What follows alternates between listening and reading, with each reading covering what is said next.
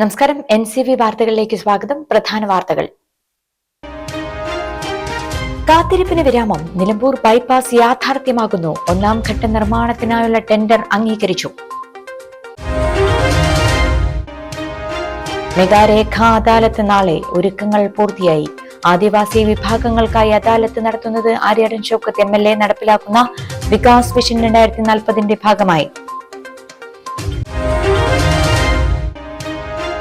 മലയോരത്ത് കനത്ത മഴ. നിലമ്പൂരിൽ പലയിടത്തും വെള്ളക്കെട്ട്. വണ്ടൂർ പൂങ്കുളത്ത് വീടിന്റെ മതിൽ തകർന്നു. എടവണ്ണയിലും കനത്ത നാശനഷ്ടം.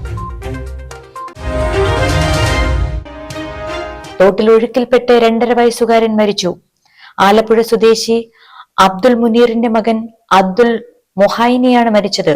അപകടമുണ്ടായത് തിരുവാലി ഏറിയാട് കണ്ടമംഗലത്ത് വെച്ച്. കുടുംബശ്രീ ജനഗൽസ 2026 ഈ മാസം 8, 9 തീയതികളിൽ നിലമ്പൂരിൽ നടക്കുന്ന പരിപാടിക്കായി ജനകീയ സംഘാടക സമിതിയായി. സമിതി രൂപീകരണ യോഗം ഉദ്ഘാടനം ചെയ്ത MLA ആര്യാടൻ ഷൗക്കത്ത്.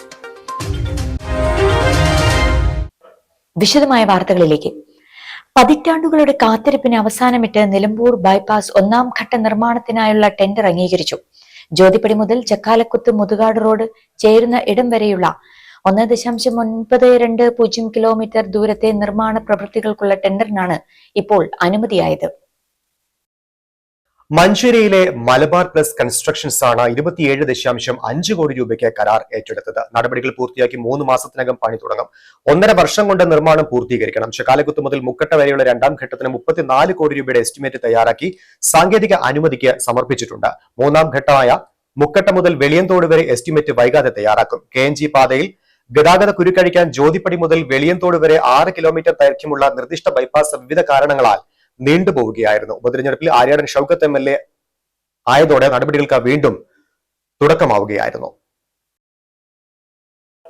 ആര്യാടൻ ഷൗക്കത്ത് MLAയുടെ നേതൃത്വത്തിൽ നടപ്പിലാക്കുന്ന നിലമ്പൂർ നിയോജക മണ്ഡലം സമഗ്ര വികസന പദ്ധതിയായ വികാസ് വിഷൻ 2040 ഭാഗമായി ആദിവാസി വിഭാഗത്തിലുള്ളവർക്ക് അടിസ്ഥാന രേഖകൾ നൽകുന്നതിനായുള്ള മെഗാരേഖാ അദാലത്തിന് വിപുലമായ ഒരുക്കങ്ങൾ പൂർത്തിയായി.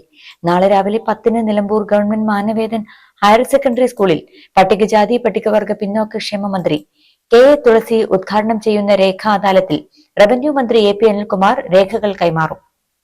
നമ്മുടെ ഈ അദാലത്തിന്റെ ഏറ്റവും പ്രത്യേകത, ആവശ്യക്കാരെ നമ്മൾ കണ്ടെത്തി അവരെ നമ്മൾ കൊണ്ടുവന്ന് അവർക്ക് രേഖകൾ ഉണ്ടാക്കി കൊടുത്ത് നമ്മളവിടെ കൊണ്ടുപോയി ആക്കി കൊടുക്കുക. അങ്ങനത്തെ ഒരു അദാലത്ത് വാസ്തവത്തിൽ ഇത്രയും ആളുകൾ പങ്കെടുക്കുന്ന ഒരു അദാലത്ത് ഇതിനു മുൻപ് കേരളത്തിൽ തന്നെ നടന്നിട്ടില്ല.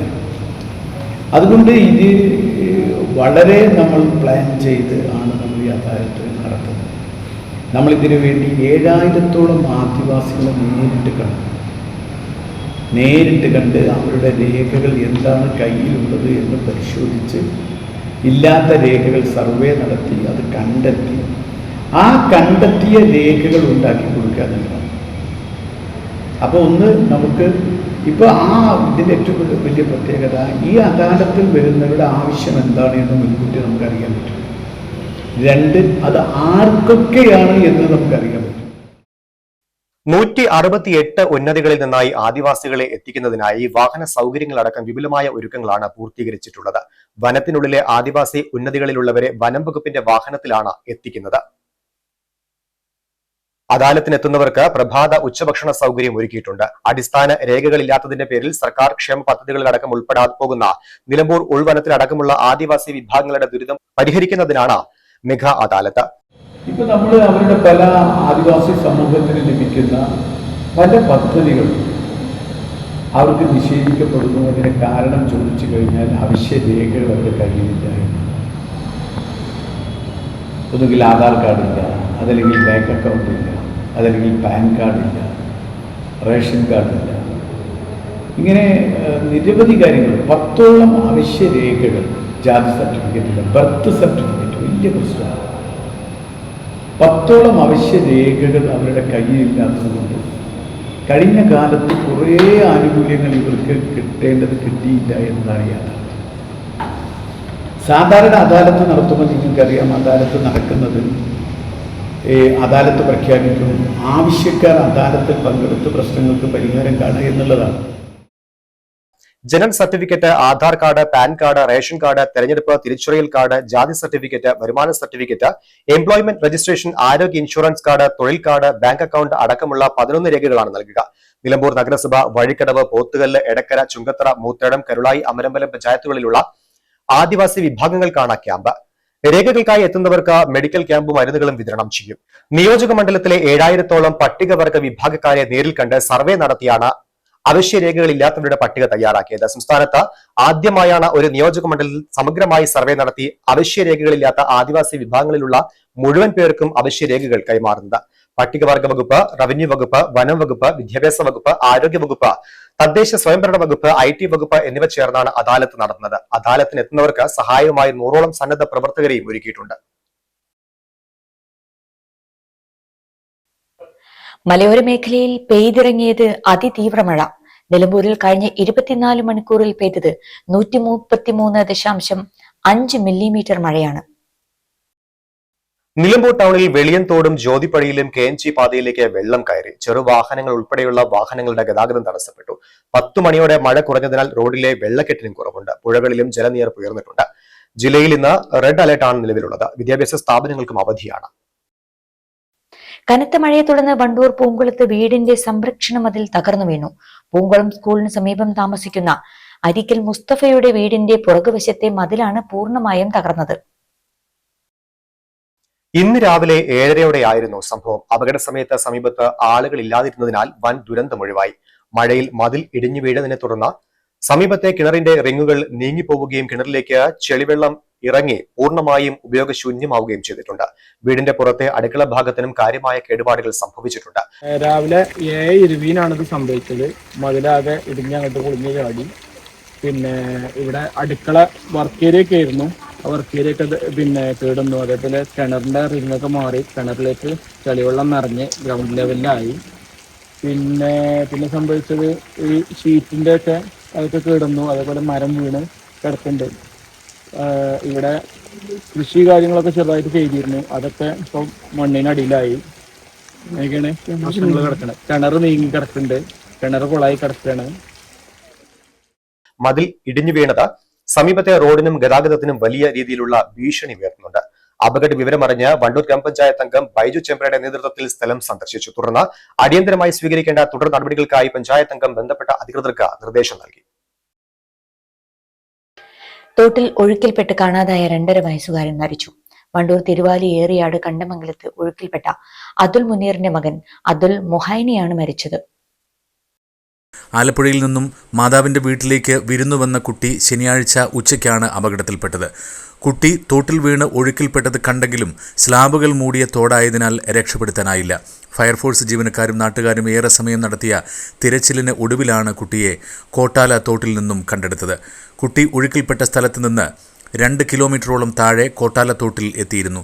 അബോധാവസ്ഥയിലായ കുട്ടിയെ ആദ്യം തിരുവാലി ആശുപത്രിയിൽ പ്രവേശിപ്പിച്ച് പിന്നീട് വണ്ടൂർ നിംസ് ആശുപത്രി അത്യാഹിത വിഭാഗത്തിലേക്ക് മാറ്റിയെങ്കിലും ജീവൻ രക്ഷിക്കാനായില്ല. LDFന്റേത് സമരപ്രഹസനമാണെന്ന് വഴിക്കടവ് ഗ്രാമപഞ്ചായത്ത് പ്രസിഡന്റ് റംലത്ത് നെയ്തക്കോടൻ. മുൻ LDF സർക്കാരാണ് തദ്ദേശ സ്ഥാപനങ്ങൾക്ക് നൽകേണ്ട അവസാന ഗഡു ഫണ്ട് നൽകാതെ ഒഴിഞ്ഞുമാറിയത്. ഇപ്പോൾ CPM നടത്തുന്നത് രാഷ്ട്രീയ നാടകം മാത്രമാണെന്നും അവർ വാർത്താ സമ്മേളനത്തിൽ ആരോപിച്ചു. ഈ സമരം ഒരു പ്രഹസനമാണ് എന്നാണ് ഞങ്ങൾ UDFന്റെ ബോർഡ് കമ്മിറ്റി പറയുന്നത്.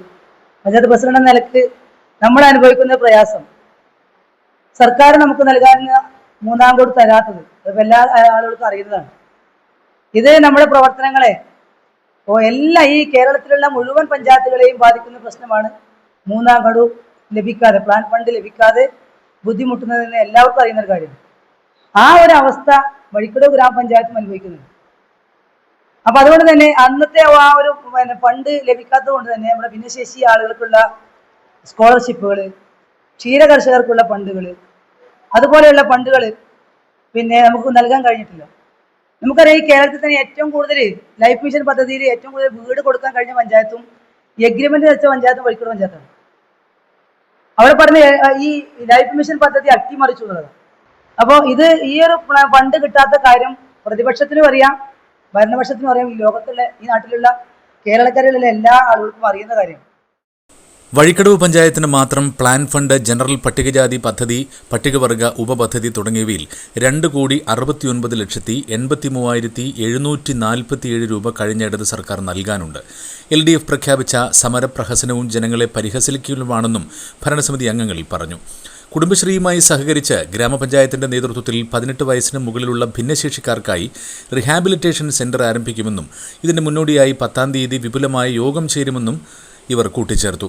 വഴിക്കടവ് പഞ്ചായത്ത് പ്രസിഡന്റ് റംലത്ത് നെയ്ത്തുകോടിനെ കൂടാതെ vice president Usha Velu, standing committee അധ്യക്ഷന്മാരായ AK വർഗീസ്, മുജീബ് എരഞ്ഞിയിൽ, അംഗങ്ങളായ മാനു കോനാടൻ, പാത്തുമ്മ ഇസ്മായിൽ, ബിന്ദു വേലായുധൻ, ഫൗസിയ എന്നിവരും വാർത്താ സമ്മേളനത്തിൽ പങ്കെടുത്തു. കുടുംബശ്രീ സംസ്ഥാന മിഷൻ സംഘടിപ്പിക്കുന്ന ജനകൽസ 2026 തദ്ദേശീയ ജനതയുടെ അന്തർദേശീയ ദിനാഘോഷവും പട്ടികവർഗ അനിമേറ്റഡ് ബ്രിഡ്ജ് കോഴ്സ് മെമ്പർമാരുടെ മേഖലാതല സംഗമവും 8-9 തീയതികളിലായി നിലമ്പൂരിൽ നടക്കും. പരിപാടിയുടെ സംഘാടക സമിതി രൂപീകരണ യോഗം ബ്ലോക്ക് പഞ്ചായത്ത് ഹാളിൽ നടന്നു. നിലമ്പൂർ MLA ആര്യാടൻ ഷൗക്കത്ത് നിർവഹിച്ചു. നമ്മുടെ ബഡ്സ് സ്കൂൾ പ്രവേശനത്തിന് ശേഷം ഒരു സംസ്ഥാനതല പരിപാടി കൂടി നിലമ്പൂരിന് കുടുംബശ്രീയുടെ വാക്ക ലഭിച്ചിരിക്കുകയാണ്. അത് നിലമ്പൂർ അതിന് ആതിഥേയത്വം അരുളുമ്പോൾ നിരവധി കാര്യങ്ങൾ നമുക്ക് സംഘാടനവുമായി ബന്ധപ്പെട്ട് വളരെയധികം ശ്രദ്ധിച്ച് നമുക്ക് കൈകാര്യം ചെയ്യേണ്ടതുണ്ട്. കാരണം 10,500-ഓളം പ്രതിനിധികൾ ഒരു ദിവസം, 2 ദിവസങ്ങളിലായി ഏകദേശം 3000-ഓളം ആളുകൾ, അതിൽ 700 പേർ താമസിക്കുന്നവരാണ് അല്ലെ.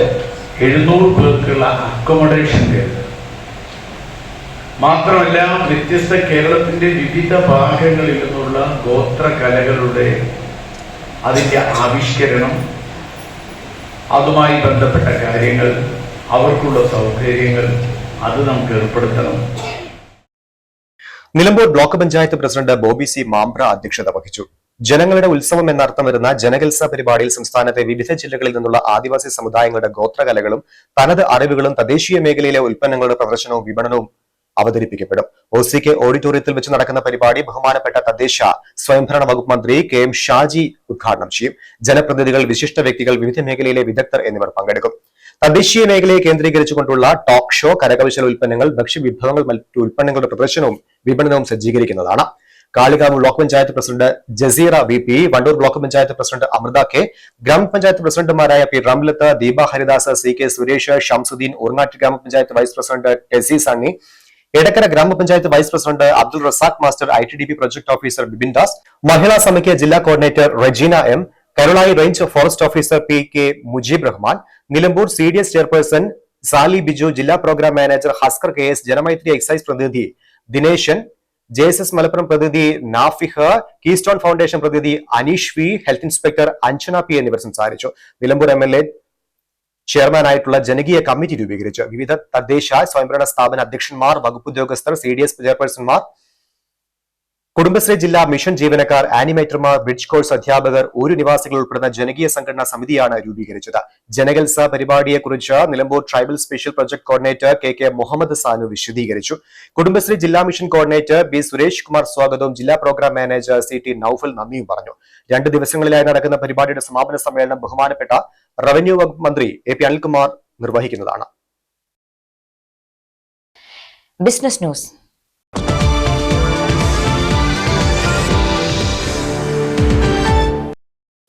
സോളാർ എനർജി സൊല്യൂഷൻ രംഗത്ത് 18 വർഷത്തെ സേവന പാരമ്പര്യമുള്ള TPH എനർജിയുടെ നിലമ്പൂർ ഷോറൂം ഇനി കൂടുതൽ പുതുമകളോടെ. നവീകരിച്ച സോളാർ ഇൻവെർട്ടർ ബാറ്ററി ഷോറൂമിന്റെ ഗ്രാൻഡ് റീ ഓപ്പണിംഗ് വിപുലമായി നടന്നു. പ്രമുഖ സിനി ആർട്ടിസ്റ്റ് അനു സിത്താര ഉദ്ഘാടന കർമ്മം നിർവഹിച്ചു.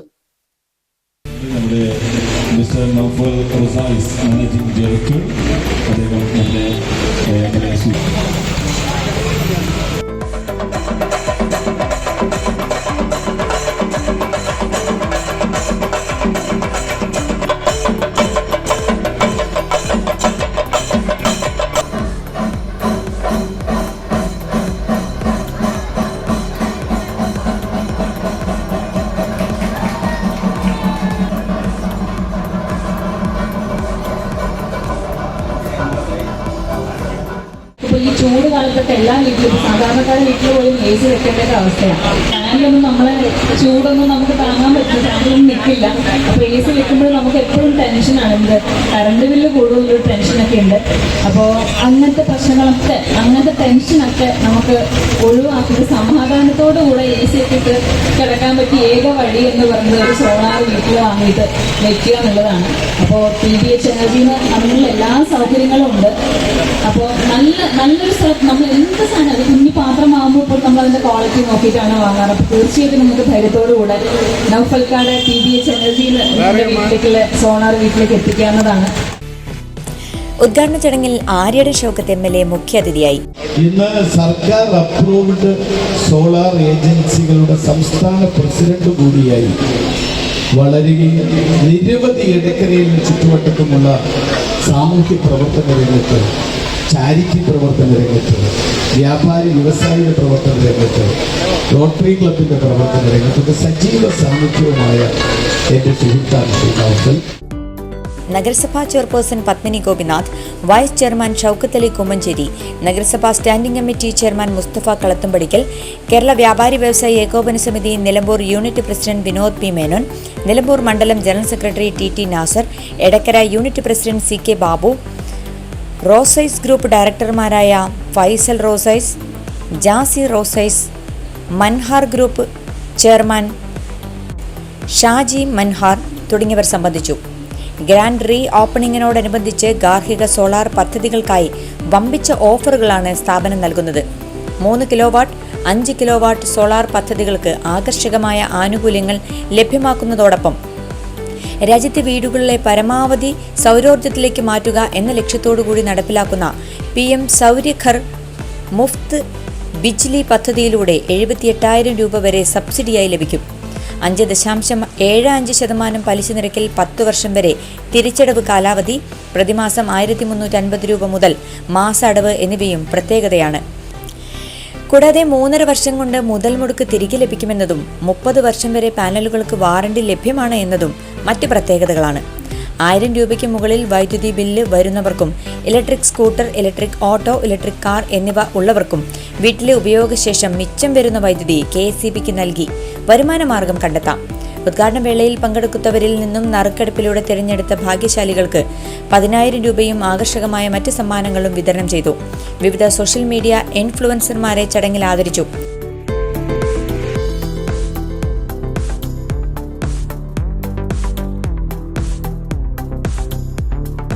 നിലമ്പൂർ ജ്യോതിപ്പടിയിലെ OCK ഓഡിറ്റോറിയത്തിന് സമീപമാണ് ഷോറൂം പ്രവർത്തിക്കുന്നത്. കൂടുതൽ വിവരങ്ങൾക്ക് 9645 915 999, 9645 915 998 എന്നീ ഫോൺ നമ്പറുകളിൽ TBH എനർജിയുമായി നേരിൽ ബന്ധപ്പെടാം. എടക്കര, മലപ്പുറം, പാലക്കാട്, കോഴിക്കോട്, വയനാട് എന്നിവിടങ്ങളിലും TBH എനർജിക്ക് സേവന കേന്ദ്രങ്ങളുണ്ട്.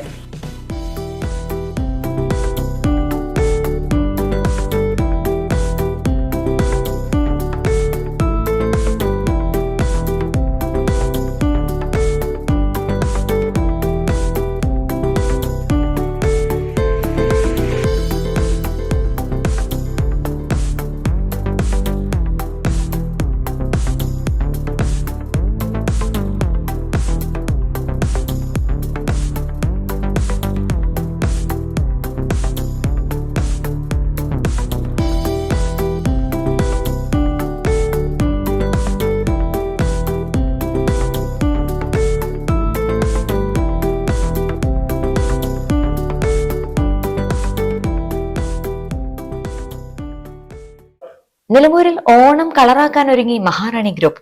മഹാറാണി നല്ലോണം പൊന്നോണം ലോഗോ പ്രകാശനവും വിവിധ പരീക്ഷകളിൽ ഉന്നത വിജയം നേടിയ ജീവനക്കാരുടെ മക്കൾക്കുള്ള അവാർഡ് ദാനവും നിലമ്പൂർ മഹാറാണി സിൽക്സിൽ നടന്നു. നഗരസഭാ ചെയർപേഴ്സൺ പത്മിനി ഗോപിനാഥ് ഉദ്ഘാടന കർമ്മം നിർവഹിച്ചു. മഹാറാണി തീർച്ചയായിട്ടും അതിന്റെ ജനനം മുതൽ ടെക്സ്റ്റൈൽസിൽ 13-14 വർഷവും അതേപോലെ ജ്വല്ലറി 30 വർഷമൊക്കെ ആയത് നമ്മളുടെ കൺമുമ്പിലാണ്. നമുക്ക് നിങ്ങൾക്കൊക്കെ അറിയാം.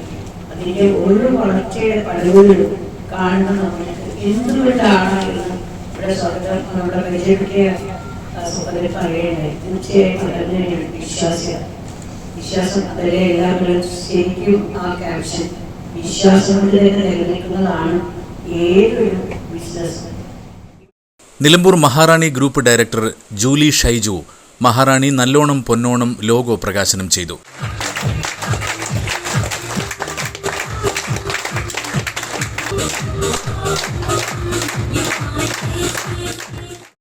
മഹാറാണി ജീവനക്കാരുടെ മക്കളിൽ SSLC +2 പരീക്ഷാ വിജയികളായ വിദ്യാർത്ഥികൾക്കുള്ള പുരസ്കാര വിതരണം നഗരസഭാ ചെയർപേഴ്സൺ പത്മിനി ഗോപിനാഥ് നിർവഹിച്ചു.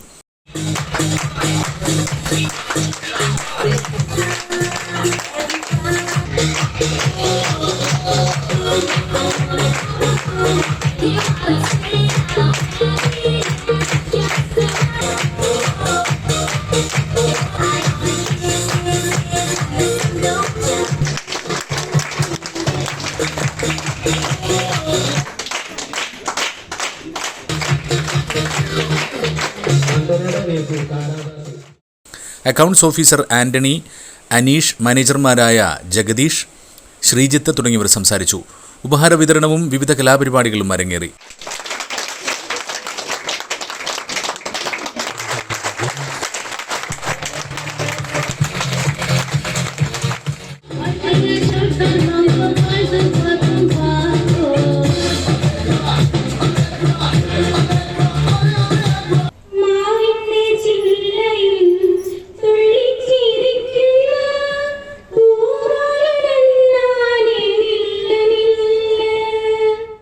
ഭാരതത്തിലെ വിവിധ ഭാഗങ്ങളിലെ മികച്ച നെയ്ത്തുവസ്ത്രങ്ങളും ഇമ്പോർട്ടഡ് വസ്ത്രങ്ങളും ഏറ്റവും കുറഞ്ഞ വിലയിൽ ഈ ഓണക്കാലത്ത് ലഭ്യമാക്കുമെന്ന് മാനേജ്മെന്റ് അറിയിച്ചു.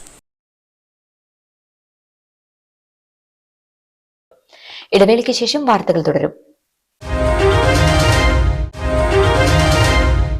വാർത്തകൾ തുടരുന്നു. ഇന്ന് പുലർച്ചെ മുതൽ പെയ്യുന്ന കനത്ത മഴ വണ്ടൂർ മേഖലയിലെ വിവിധ പ്രദേശങ്ങളിൽ ജനജീവിതത്തെ സാരമായി ബാധിച്ചു.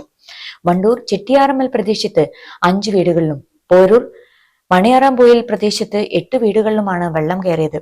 സമീപത്തെ വ്യാപാര സ്ഥാപനങ്ങളിലേക്കും മഴവെള്ളം ഇരച്ചു കയറിയതോടെ വ്യാപാരികൾ പ്രതിസന്ധിയിലായി.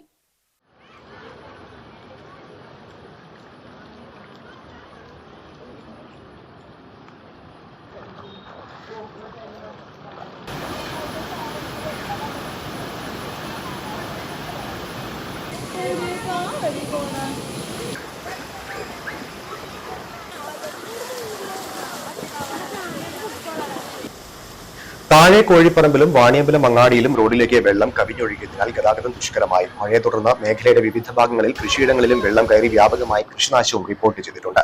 കനത്ത മഴ തുടരുന്ന സാഹചര്യത്തിൽ താഴ്ന്ന പ്രദേശങ്ങളിലുള്ളവർ ജാഗ്രത പാലിക്കണമെന്ന് അധികൃതർ നിർദ്ദേശിച്ചിട്ടുണ്ട്.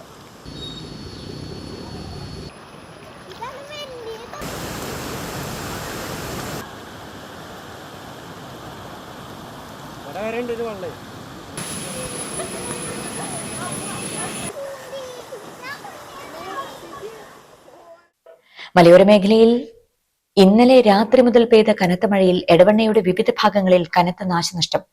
ചെമ്പക്കുത്തിൽ വീടിന്റെ സംരക്ഷണ ഭിത്തി ഇടിഞ്ഞു വീണു. വൈദ്യുതി തൂണുകളും തകർന്നിട്ടുണ്ട്. ചെമ്പക്കുത്തിൽ ജാമിയ കോളേജിന് സമീപത്ത് മുസ്തഫയുടെ നിർമ്മാണത്തിലിരിക്കുന്ന വീടിന്റെ സംരക്ഷണ ഭിത്തിയാണ് തകർന്നു വീണത്. ഇന്ന് രാവിലെ 6 മണിയോടെയാണ് സംഭവം നടക്കുന്നത്. വലിയ കോൺക്രീറ്റ് ഭിത്തിയാണ് ഈ ഭാഗത്ത് നിർമ്മിച്ചിട്ടുള്ളത്. റോഡിലേക്ക് തകർന്നു വീണതോടെ പ്രദേശവാസികളുടെ യാത്രാ സൗകര്യവും തടസ്സപ്പെട്ട നിലയിലാണ്. അപ്പൊ നമ്മൾ ഇത് സ്ഥിരമായിട്ട് നമ്മൾ ഈ ആളുകളൊക്കെ ഇതിലെ പാസ് ചെയ്യുന്നതാണ്. നമ്മൾ ഭാഗ്യത്തിന് രക്ഷപ്പെട്ടു എന്ന് തന്നെ പറയാം. കാരണം ഇത് അത്രത്തോളം ഹൈറ്റിൽ കെട്ടിയിട്ടുള്ള കോൺക്രീറ്റ് കെട്ടാണ് ഇന്ന് തകർന്നു വീണിട്ടുള്ളത്. ഇതിന്റെ കൂടെ തന്നെ ഇലക്ട്രിക് പോസ്റ്റ് ലൈനൊക്കെ പൊട്ടി വീണിട്ടുണ്ട്. റോഡ് നമുക്കുള്ള പാസ് ചെയ്യുന്ന ഈ റോഡ് മൊത്തം ബ്ലോക്ക് ആയിട്ട് കിടക്കുകയാണ്. ഇത് നേരത്തെ തന്നെ 2 പ്രാവശ്യം ഇവിടെ ചെറിയ രീതിയിൽ മതിൽ ഇടിഞ്ഞിട്ടുള്ളതാണ്. ഇതിന്റെ ഈ പണിയെടുത്തത് ഒരു അനാസ്ഥയായിട്ടാണ് നമുക്ക് മനസ്സിലാവുന്നത്. അതിന്റെ കാരണമാണ് ഈ മതിൽ തന്നെ മൊത്തത്തിൽ ഇടിഞ്ഞ് വീഴാനുള്ള കാരണം ഉണ്ടായിട്ടുള്ളത്. വൈദ്യുതി കമ്പികളും പൊട്ടി വീണിട്ടുണ്ട്. എടവണ്ണ ഗ്രാമപഞ്ചായത്ത് പ്രസിഡന്റ് സുനീറ സമദ് ഉൾപ്പെടെയുള്ള ജനപ്രതിനിധികളും മറ്റുദ്യോഗസ്ഥരും സ്ഥലത്ത് സന്ദർശനം നടത്തിയിട്ടുണ്ട്.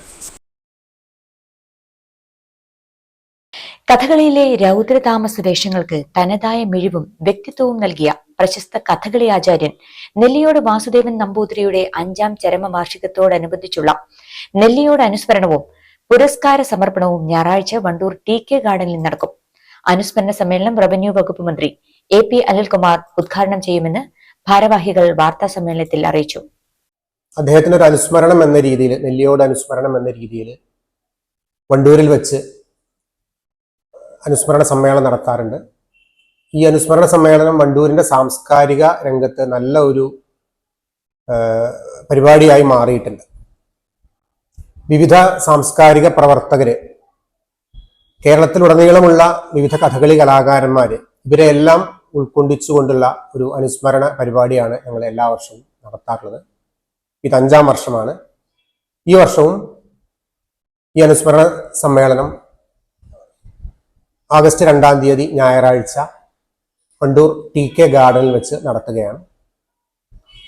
വണ്ടൂരിലെ ജനപ്രിയ നായകനും റവന്യൂ മന്ത്രിയുമായ ശ്രീ AP അനിൽകുമാർ, അദ്ദേഹം നെല്ലിയോട് അനുസ്മരണ സമിതിയുടെ രക്ഷാധികാരി കൂടിയാണ്. അദ്ദേഹമാണ് ഇത്തവണത്തെ മുഖ്യ അതിഥിയും മുഖ്യ ഉദ്ഘാടകനും. ഉച്ചയ്ക്ക് 2 മണിക്ക് പീശപ്പള്ളി രാജീവ് നയിക്കുന്ന നളചരിതത്തെ ആസ്പദമാക്കിയ കഥകളി സോദാഹരണ ക്ലാസ് നടക്കും. കഥകളി സോദാഹരണ ക്ലാസ് ആണ്.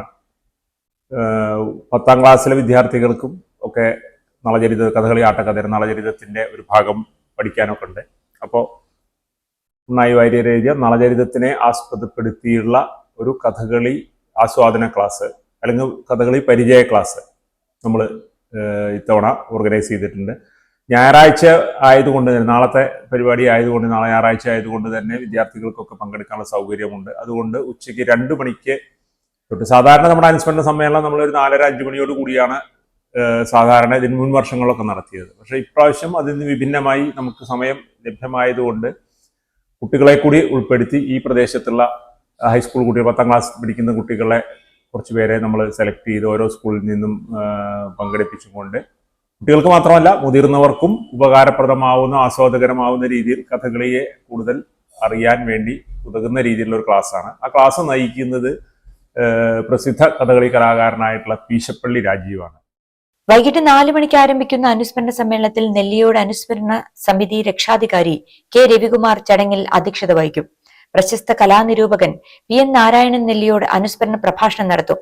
നെല്ലിയോടിന്റെ ശിഷ്യർ ഏർപ്പെടുത്തിയ ഈ വർഷത്തെ ആടോപതാണ്ഡവ പുരസ്കാരം പ്രസിദ്ധ കഥകളി കലാകാരൻ ചാത്തന്നൂർ കൊച്ചുനാരായണ പിള്ളയ്ക്ക് സമർപ്പിക്കും. 25,000 രൂപയും ശില്പവും അടങ്ങുന്നതാണ് ഈ പുരസ്കാരം.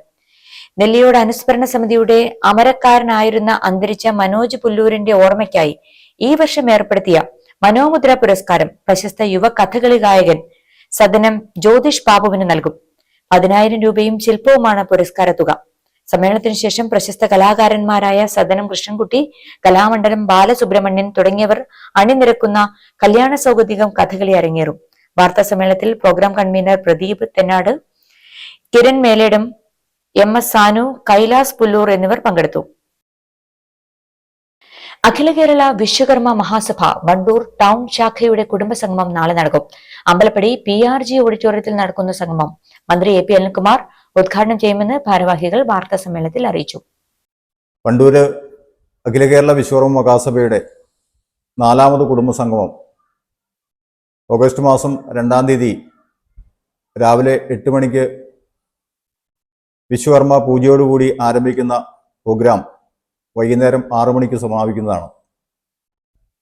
അതോടനുബന്ധിച്ച് നമ്മൾ നടക്കുന്ന പ്രോഗ്രാമിൻ്റെ ഭാഗമായിട്ട് നമ്മുടെ വണ്ടൂർ പ്രദേശത്തുള്ള മുഴുവനും വിശ്വകർമ്മ കുടുംബാംഗങ്ങളെയും വണ്ടൂരുള്ള അമ്പലപ്പടി PRG ഓഡിറ്റോറിയത്തിലേക്ക് ക്ഷണിക്കുകയാണ്. വിവിധങ്ങളായിട്ടുള്ള രാഷ്ട്രീയ പാർട്ടിയുടെ പ്രതിനിധികളും അതുപോലെ ജില്ലാ, താലൂക്ക് തല വിശ്വകർമ്മ സമുദായ നേതാക്കൾ പങ്കെടുക്കുന്ന ഈ പ്രോഗ്രാം വൻ വിജയമാക്കി തീർക്കുന്നതിന് വേണ്ടിയിട്ട് എല്ലാവരുടെയും സാന്നിധ്യം ഉണ്ടാകണമെന്ന് ഒരിക്കൽ കൂടി ഓർമ്മപ്പെടുത്തുകയാണ്. പരിപാടിയോടനുബന്ധിച്ച് കൺസൾട്ടന്റ് സൈക്കോളജിസ്റ്റ് രേഷ്മ രഘു വാണിയമ്പലം നേതൃത്വം നൽകുന്നത് seminar, Guinness record holder doctor Valsaraj ആചാര്യയുടെ മോട്ടിവേഷൻ ക്ലാസ്, പരീക്ഷാ വിജയികളെ ആദരിക്കൽ യോഗ ക്ലാസ്, തിരുവാതിരക്കളി എന്നിവ നടക്കും. വാർത്താ സമ്മേളനത്തിൽ E Mohandas, KM Raghu, T Vijayakumar, P Manoj, M Viswanathan, CK Abhilasha, KP Subramanian എന്നിവർ പങ്കെടുത്തു. കള്ളായി സുംബ കൂട്ടായ്മ ജോയ്ഫുൾ ജംപ്സിന്റെ വാർഷികാഘോഷം നടത്തി. പഞ്ചായത്ത് പ്രസിഡന്റ് ഷീജ ഉദ്ഘാടനം ചെയ്തു. ഐഷ സലീം, മുണ്ടോടൻ എന്നിവർ സംസാരിച്ചു. മുതിർന്ന വനിതകളെ ആദരിച്ചു. കലാപരിപാടികൾ നടന്നു. മാസ്റ്റർ സിൻ അഹമ്മദ്, കുൽസു അഹമ്മദ് എന്നിവർ നേതൃത്വം നൽകി. വഴിവിളക്കെന്തിനോ വിജനമാം വീഥിയിൽ വിളിച്ചായോ കാത്തിരിപ്പോ പെട്ടെന്നു കരുവ എത്ര നാളുകൾ കടലിരിക്കും.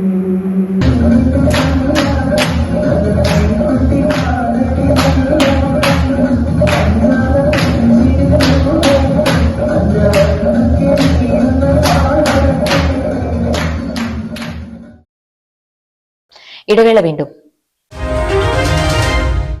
പ്രധാന വാർത്തകൾ വീണ്ടും. കാത്തിരിപ്പിന് വിരാമം. നിലമ്പൂർ ബൈപ്പാസ് യാഥാർത്ഥ്യമാകുന്നു. 1ാം ഘട്ട നിർമ്മാണത്തിനായുള്ള ടെൻഡർ അംഗീകരിച്ചു. മെഗാരേഖാ അദാലത്ത് നാളെ. ഒരുക്കങ്ങൾ പൂർത്തിയായി. ആദിവാസി വിഭാഗങ്ങൾക്കായി അദാലത്ത് നടത്തുന്നത് ആര്യാടൻ ഷൗക്കത്ത് MLA നടപ്പിലാക്കുന്ന വികാസ് വിഷൻ 2040 ഭാഗമായി. മലയോരത്ത് കനത്ത മഴ. നിലമ്പൂരിൽ പലയിടത്തും വെള്ളക്കെട്ട്. വണ്ടൂർ പൂങ്കുളത്ത് വീടിന്റെ മതിൽ തകർന്നു. എടവണ്ണയിലും കനത്ത നാശനഷ്ടം. തോട്ടിലൊഴുക്കിൽപ്പെട്ട് 2.5 വയസ്സുകാരൻ മരിച്ചു. ആലപ്പുഴ സ്വദേശി അബ്ദുൽ മുനീറിന്റെ മകൻ അബ്ദുൽ മൊഹൈനിയാണ് മരിച്ചത്. അപകടമുണ്ടായത് തിരുവാലി ഏറിയാട് കണ്ടമംഗലത്ത് വെച്ച്. കുടുംബശ്രീ ജനഗൽസ 2026 ഈ മാസം 8, 9 തീയതികളിൽ നിലമ്പൂരിൽ നടക്കുന്ന പരിപാടിക്കായി ജനകീയ സംഘാടക സമിതിയായി. സമിതി രൂപീകരണ യോഗം ഉദ്ഘാടനം ചെയ്ത MLA ആര്യാടൻ ഷൗക്കത്ത്. ഈ വാർത്താ ബുള്ളറ്റിൻ സമാപിച്ചു. നമസ്കാരം.